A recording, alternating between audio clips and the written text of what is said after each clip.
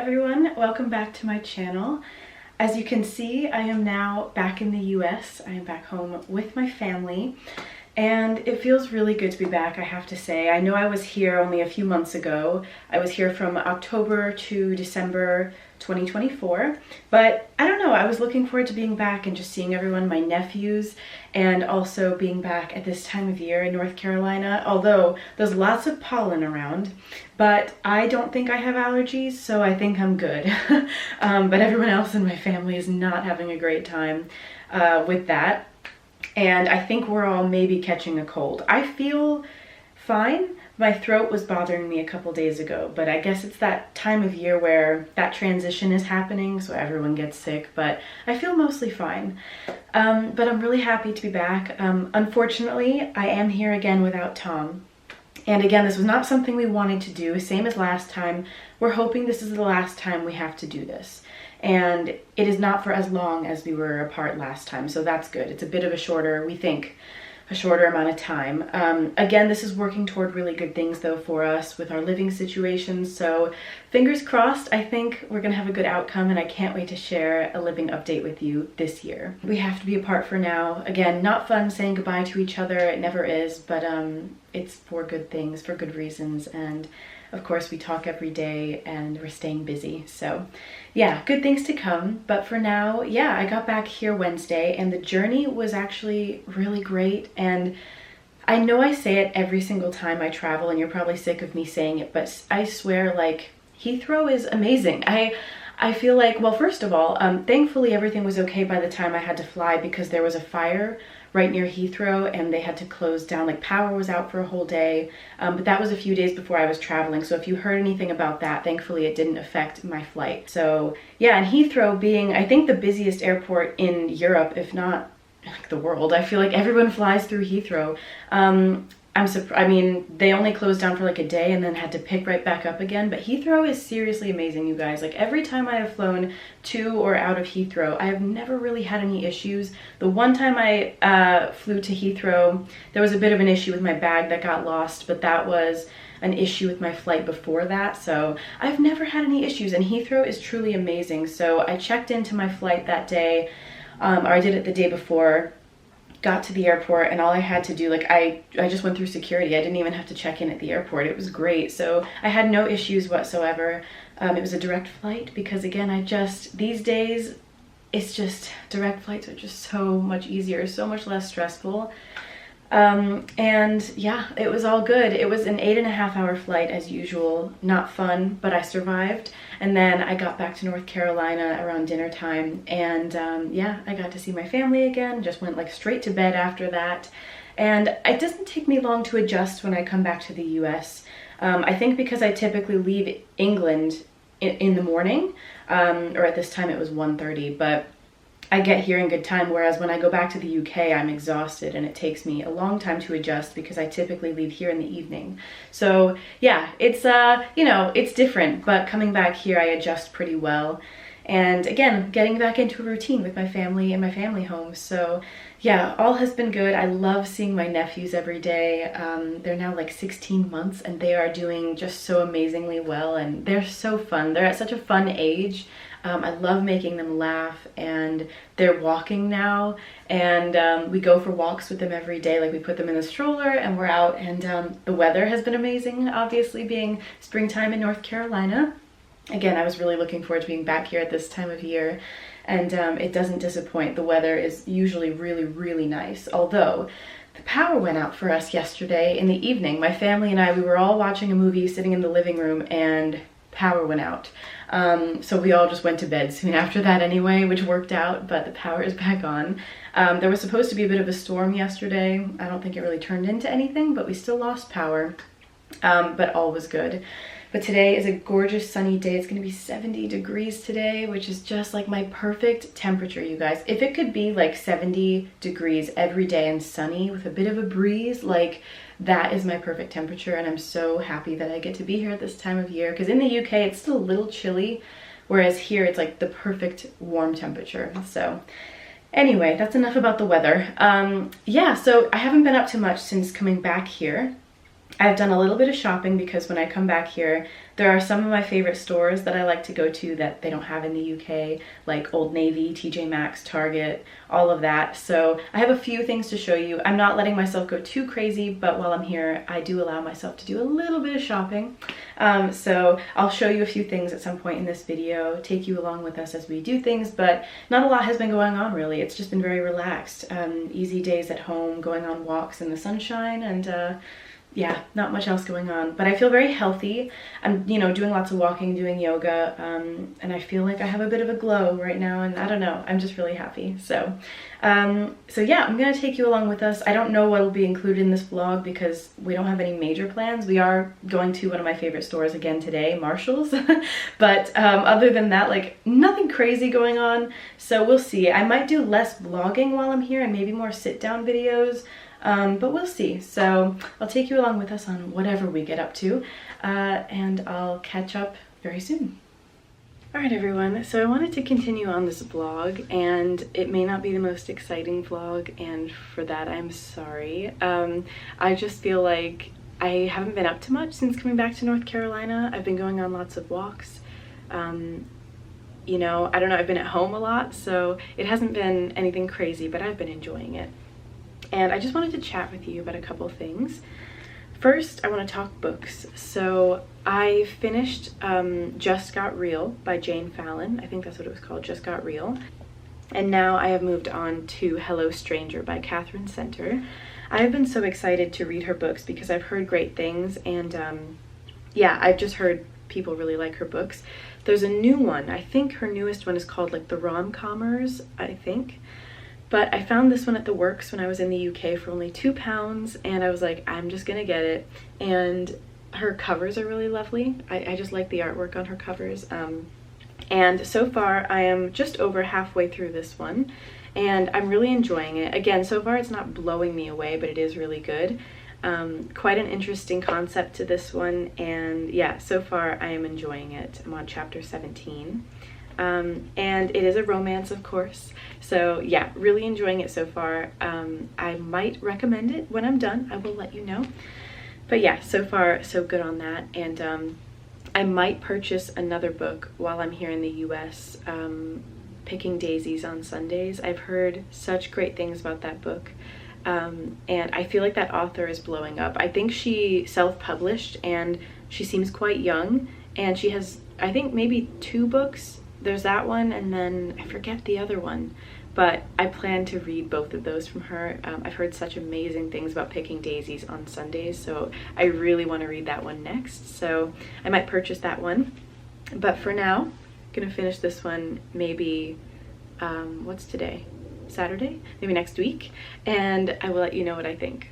Another thing I wanted to chat about was a little skin update for you. So something I've noticed since being back in the US is that, well, I think all the back and forth I've been doing for the past few years has probably not been great for my skin, because all the traveling is just probably not great for my skin, and having to adjust to different time zones and everything, different water, different air in different countries. I just feel like it's probably not been the best thing for my skin, but I had to do what I had to do. But now that I'm back in the US, something I noticed, it's much hotter here than it is in the UK right now. And also I just feel like surprisingly, I get more exercise when I'm in the US, which is weird because in the UK, we've got all these walking paths and access to be able to go on all these walks in nature. It's so much easier there.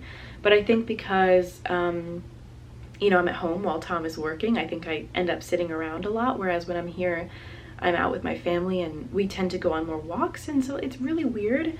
So I think what I need to do is apply those things that are making me feel good here to the UK. I need to do more walking there, because how could I not? It doesn't make any sense. I need to be sweating more when I'm there. I need to do maybe some more intense workouts. So I'm figuring it all out, but also I'm in my luteal phase right now, which is not my favorite phase. It is my least favorite phase of my cycle. I'm sure that's the same with every woman, but I'm in my luteal phase, and normally I feel very, low on energy and quite tired, which I do feel that. But I think, again, getting sunlight and walking really helps me to feel better. And again, my skin, I'm wearing makeup, but my skin has actually been doing surprisingly well, even though, again, my diet has also changed when I travel back and forth from the UK to the US. And so my diet has changed, and yet my skin's been doing okay.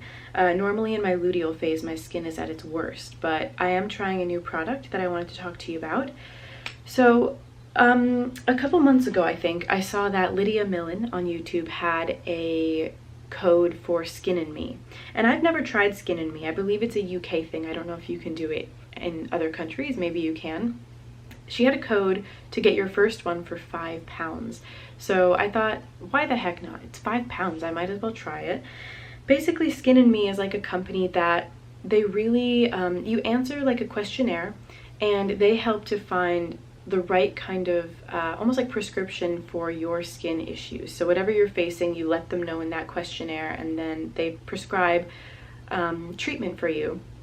And I think it's quite gentle. I think, depending on your issues, you can get a stronger prescription, but for me, I let them know my issues. They sent it for it was only $5 or £5, but the issue was they included tretinoin in my first one, and I don't know, I think tretinoin might be quite harsh for me right now. So I sent them a message. I sent like my prescriber a message, and I just let them know that, like, hey, I'm dealing with lots of post-inflammatory erythema, which is red marks from acne, and I damaged my skin barrier a couple years ago, so I don't know if tretinoin's right for me. So they gave me a new one, and this is my daily doser. It literally has my name on it. And what's cool about this is that you literally twist it until it clicks, and then it, like, what's the word? I'm like blanking, but it basically, the perfect amount of cream comes out for you. So as soon as it clicks, that's the amount of cream you need. And then I've been applying it all over, evenly across my face. And mine has azelaic acid, niacinamide, and something else in there that I don't know how to pronounce. But it's just such a cool idea, and because there's azelaic acid in this, it's supposed to be great for reducing redness with those post-inflammatory erythema marks. So I'm hoping it works. I've only been using it for maybe a week now, and maybe it's helping with my skin, I don't know. But so far so good. So when I'm back in the UK, I might order another. It is the kind of thing where it's a subscription, so be careful if you do get this. You can pause your subscription anytime, but don't get caught out on the payments, because I did. I set a reminder and they charged me anyway, and I was like, oh dang, because I put it on pause. I thought I did, and so be careful with that. But I do recommend it. I only use it at night because it has the little moon right there, so I'd imagine it means only applied at night. So yeah, I'm excited to see how it goes. I'm in the US right now, so again, I won't be able, once I run out, I won't be able to use more of it till I get back in the UK, but if my skin reacts to it quite well until I run out, then I might continue with it. So I'll keep you updated, but for now, I'm using this, and then there's another skincare product that I'm using, which I will go grab real quick. So the other product I wanted to talk about is from the Inky list. Because of my skin barrier, and I just want to be extra loving and supportive toward it, I got the Hydro Barrier Serum. It's kind of thick. Normally serums I thought were a bit more liquidy, but it's a bit thick. But I use this in the morning, actually. So it says, delivers multi-level hydration and builds a stronger barrier. So I've heard great things. I actually think it's a new product, because when I went to buy it, all the reviews were from like influencers who had already tried it because they were gifted this item. I think it was just kind of to test it out and see how it would go. So far I do like it. Again, I don't know if it's helping. I think it is. Maybe I haven't been using it long enough to really say for sure, but I think it is. I think my skin looks more dewy and it's less dry, and so I do think it's helping. I really, really like it. You can apply it morning and night. I've just been doing it in the morning because I'm using my Skin in Me at night.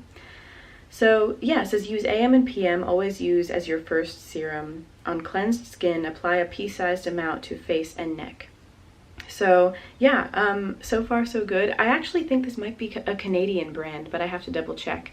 But this is my third product that I've tried from this brand, and I also like that they're quite affordable. So far I do recommend this. If you feel like you're struggling with your skin barrier, definitely give this a try, because so far I'm really liking it. And my last little thing I want to mention for now in this vlog is your reminder to check in with yourself. So it is now April, and by the time you see this, it's going to be probably closer to mid-April, if I can find some exciting things to film for this vlog. But there is a YouTuber that I watch. Her name is Jazz Turner. I will link her channel below. I find her content so inspirational. If you are on like a self-love and self-growth journey, and you are on a journey to glow up and be your best self, I highly recommend watching her videos. She's so inspirational. And she talks about doing something called a life audit. So I have it in my notes. So basically, I think she kind of had hers in more of like a diagram, but I just did mine in my notes, and you can too. So if I can find it. So with this life audit, you want to write out things that are important to you in your life. So I kind of went based on hers. So this was something I did in the new year, because I wanted it to be a goal of mine this year, to do a life audit quarterly. So obviously at the end of March, I went over this and I adjusted these numbers. So my life audit. So number 1 is not so good and 10 is amazing, right? So it's a scale 1 to 10. So spirituality, physical health, mental health, relationships, self-care, finance, and career. Oh, and home environment. Oh, and then, okay, another, personal development and daily life. So I listed out these things, and on a scale of 1 to 10, you just want to check in with yourself and be like, where am I at with this? Like, how am I doing with this? So, for example, right now with relationships, I put 8 out of 10, because I feel like I'm currently in a really good place with my friends, family, and my husband. I think I'm doing really well to keep in touch with friends. I could be doing a bit better, so right now I gave myself an 8.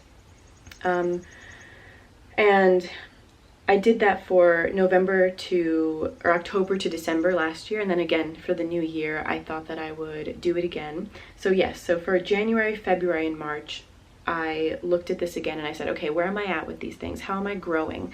And when you're done with it, if some of these are on the lower side, so if it's a 5 or below, that's where you know to focus your energy for the next few months. So until, you do this life audit again, you work on those things. So for example, some of my ones that are a bit higher right now that I'm doing really well with are relationships, mental health, and self-care.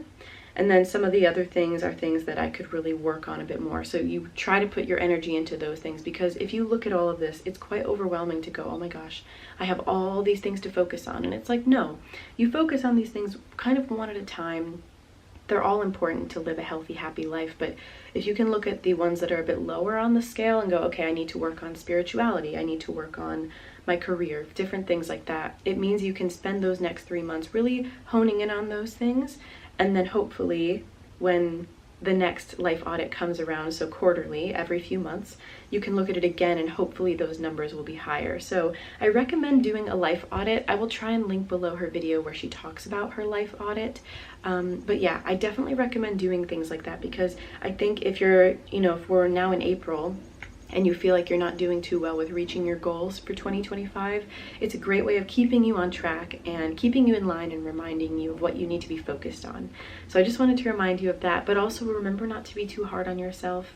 In the world today, there's so much going on, so just be kind to yourself, but continue to work on your physical, emotional, mental health, and you're gonna feel a lot better. So I recommend a life audit for sure.